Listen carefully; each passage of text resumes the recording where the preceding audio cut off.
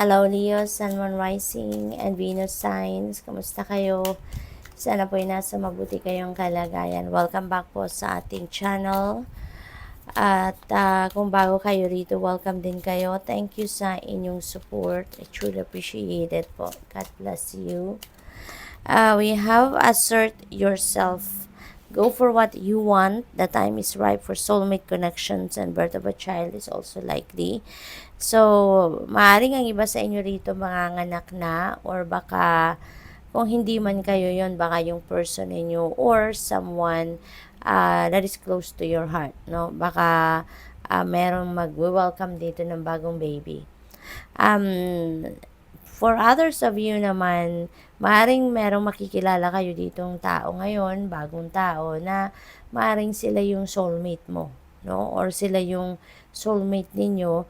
At you will know naman, no? If that is your soulmate. Kasi sa unang pagkikita pa lang, no? Sa unang pag-uusap nyo pa lang, mapapansin ninyo yan na parang kahit tagal na ninyong magkakilala, parang ang lalim na ng inyong pagkakakilala sa bawat isa, mararamdaman ninyo yun, no? Na parang you have history with that person, no? Parang maiisip ninyo na parang ang tagal-tagal na namin magkakilala.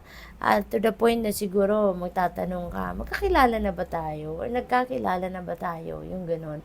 Kasi ganun kagaan ang inyong magiging pakiramdam with each other, no? Yung ganon. And also, no, this is an encouragement para sa iyo na go for what you want. Kung ano yung gusto mo, seize the moment, no? Seize the moment. Habang nandito ang opportunity na yan, go for it. Gawanan nyo ng paraan. Okay? We have difficult times. Be on your guard against chaos or unforeseen perils or emotional upheaval, no? Are foretold. So, maaaring merong mga difficult situations na maaaring ma-encounter kayo around this time. Kaya kailangan na parang iniimbitahan kayo dito na be on your guard, alright? Maging mapagmatsyag kayo and maging careful din kayo sa mga dealings ninyo with other people, and also be careful doon sa pakikipag-usap, be careful din kayo doon sa pagbibigay ng mga impormasyon, pagkikwento ng mga bagay-bagay sa ibang tao. Because, kailangan maging maingat dahil baka yun ang maging dahilan, diba? Magamit mga pananalita ninyo, yung mga sinabi ninyo, baka magamit yan ng ibang tao against you, hindi ba? At baka yun ang pagmulan ng problema. What else? We have commitment. A commitment is indicated around love or business, no? It will make you feel better.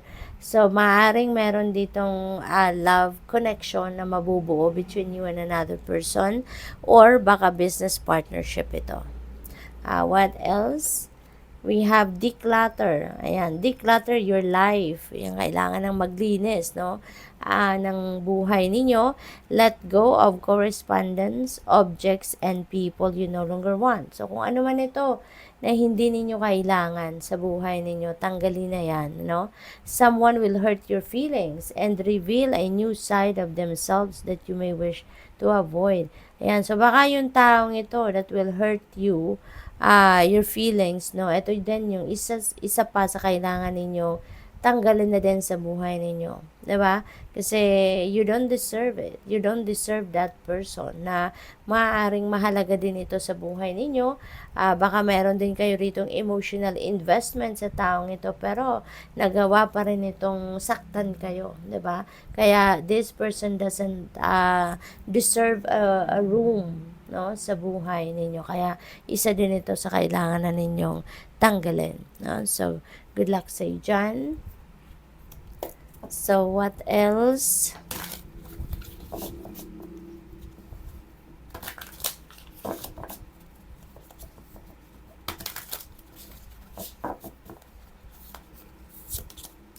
We have the Mother Star. Baka ang iba sa inyo rito, Leo, before this reading, bago kayo nakinig dito or bago kayo nanood, baka meron kayong mga katanungan sa universe or even katanungan sa sarili ninyo, no?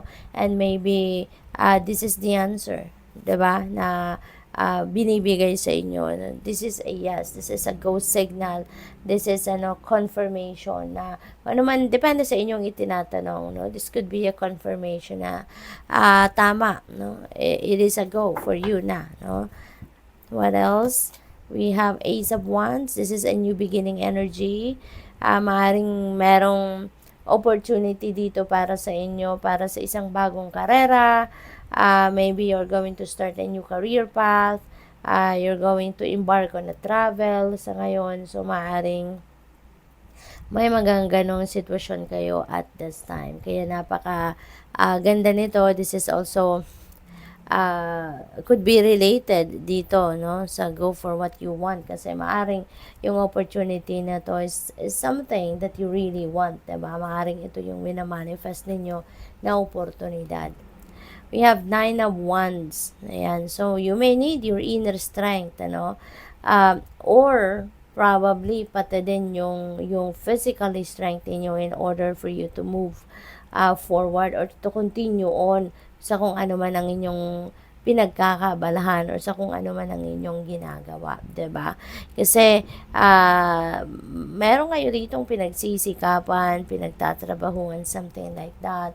At ano 'yan, baka napapagod na kayo, no? Kaya nga parang nakatayo lang siya dito, nagpapahinga.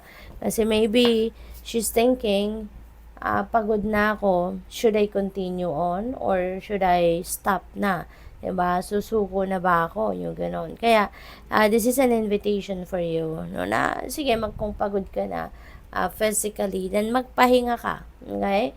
And then, once na nakapag-replenish ka na, nakapag-rejuvenate ka na, then get back to it. Alright? Get back to it and pagsikapan mo ulit, pagtrabahuan mo ulit. Diba? Kung ano man yung pinagsisikapan mo dyan. We have Page of Wands. Ayan. So, this is really a good news coming your way. Baka yung mga balitang ito is related to these opportunities na paparating, diba? May mga correspondence na paparating sa inyo rito, and that could be an offer para dyan, no? Sa travel na yan, sa career, yung ganon. So, this is, mga balita or news or tips na maaaring dadating sa inyo at this time. We have Knight of Cups. There is an offer. May offer sa'yo hanggang sino man. This could be an offer of love. Baka merong magpo-propose sa inyo dito since we have love commitment dito. So, baka merong magpo-propose na sa mga may jowa dyan. Or baka merong kang pagpo-propose na, no? Or probably then, baka merong manliligaw if you are still single. Baka merong mandiligaw sa inyo or baka merong kayong liligawan, something like that, no? So, good luck sa'yo. We have 8 of Wands. Ayan. So, good news coming your way, no? Meron din ditong mga, yung mga good news na to that could be related to this, no? Definitely. Meron dito mga magagandang balita of achievement then for some of you or offers, no? This is also travel energy, kaya most likely meron talagang magbabiyahe sa inyo. Someone is definitely going to travel dito somewhere. So, good luck sa'yo. Thank you for watching. Love and light. Namaste.